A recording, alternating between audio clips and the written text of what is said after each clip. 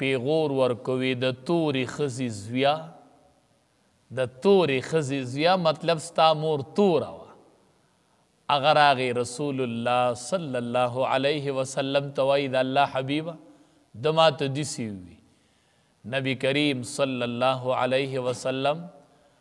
هغه صحابي راوغوښته ورته وایي تاسو د جاهلیت هغه خبرې نه پرېږدئ دا خو د جاهلیت خبرې دي وی هغه صحابي دومره ستومانه شو چې په ډاګه باندې سملاستوي زه به هله پاسمه چې ما دې کم صحابي ته پیغور ورکړی و هغه راشي او زما په مخ پی کیږدي هله به زه د دې ځای نه پاسم دومره انقلاب بیا صحابه کرامو کې راغی او د ورورولۍ یو مثال دنیا ته پیش کو چې څومره مینه او محبت او الفت پکې د اسلام نه پس پیدا شو څومره خواخوږي پکې د یو بل سره پیدا شوله نو وألف بین قلوبهم الله تبارک و تعالی الفت او مینه او محبت پیدا کو بین قلوبهم پمینځ د زړونو د دوی کې لو انفقت ما فی الارض جمیعا کچری خرچ کړی وې تا هغه څه چې په ځمکه کې دي ټوله ما الفت بین قلوبهم نو تا به محبت نو راوستې د دې په زړونو په منځ کې که تا دا ټول څه چې دنیا کې دي چې دا دې پکې خرچ کړی وې نو بیا به دې د دې په مابین کې محبت نو راوستې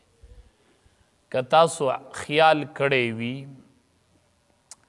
چې کلم کم بندیان صلح راولي د دوو فریقو په منځ کې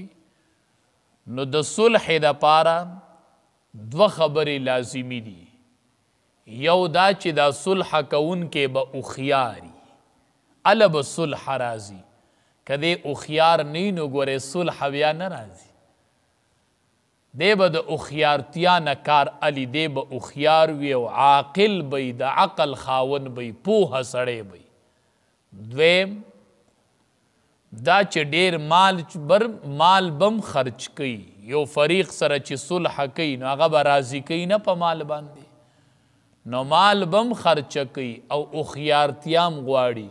نو چې دا دوه خبرې پکې نو دی به دوه فریق د آپس کې روغ کی هغې له به صلح پیدا کی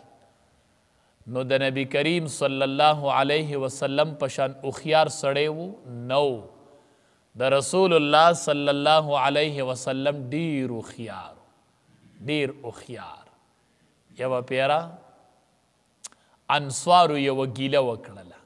د مدینې انصارو نبی کریم صلی الله علیه وسلم مالونه تقسیم کول